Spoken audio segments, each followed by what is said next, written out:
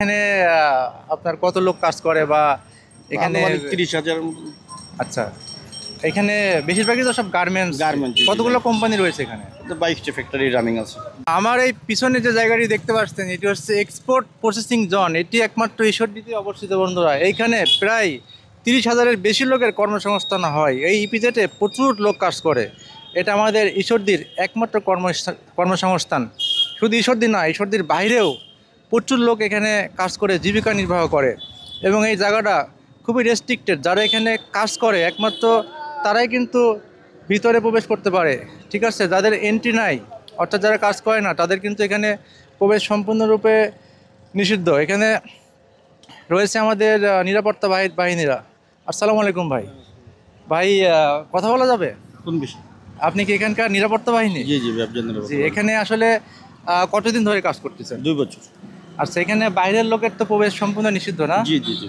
কথা বলতে হবে, যে অফিসে কথা বলে কর্তৃপক্ষের কাছ থেকে অনুমতি নিয়ে তারপর যেতে হবে। আচ্ছা, যদি 22টা 2-4টা নাম কি বলতে পারেন? রেনে চা বা ব্রিনটেক্স, তারপরে আপনার অস্কর বাংলা। আচ্ছা আচ্ছা। এখানে জাপানিজ কোম্পানিও আছে না? আছে আছে, নাকানো নাকানা নাকি যেন নাম নাকানো আছে, ছিল। তোয়া আছে। এটা অনেক ভালো না? এটা ভালো। আচ্ছা, নাকানো এখানে তোয়া। বাইরের লোকও কাজ করে না? জি জি, সব তো বাইরেরই।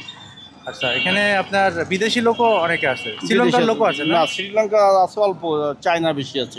চায়না বেশি না? জি জি। ওদের থাকার ব্যবস্থা কি ওইদিকেই? নিজস্ব বাসস্থান আছে এখানে? জি জি আছে। আমাদের ওই যে ডরমেটারি থাকে। ডরমেটারি রয়েছে। আচ্ছা। জি, আবাসিকই থাকে। ভাইয়ের নামটা যদি একটু বলতেন। ইমদাদুল হক। ইমদাদুল ভাই। ইমদাদুল ভাইয়ের সাথে কথা বললাম। তিনি এখানকার সিকিউরিটি ডিপার্টমেন্টে রয়েছেন দীর্ঘ 2 বছর যাবৎ, এবং এই পুরো কন্ট্রোলিংয়ের দায়িত্বে তারাই আছে এখানে। তো সব কিছু মিলিয়ে ঠিক আছে ভাই, ধন্যবাদ। ওকে। বন্ধুরা, আমি এখন এই ইপিজেডের লোকেশন সম্পর্কে একটি ধারণা দিব। এটি ঢাকা শহর থেকে 220 কিলোমিটার দূরে পাবনা জেলার পাকশী এলাকার ঈশ্বরদীতে অবস্থিত।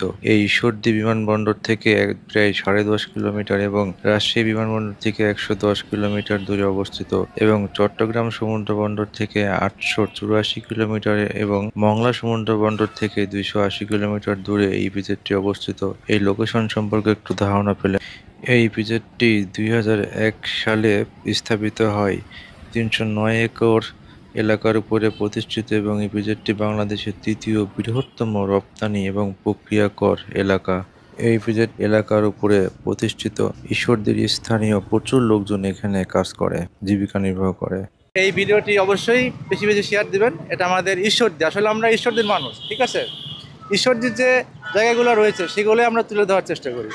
খুদা হাফেজ।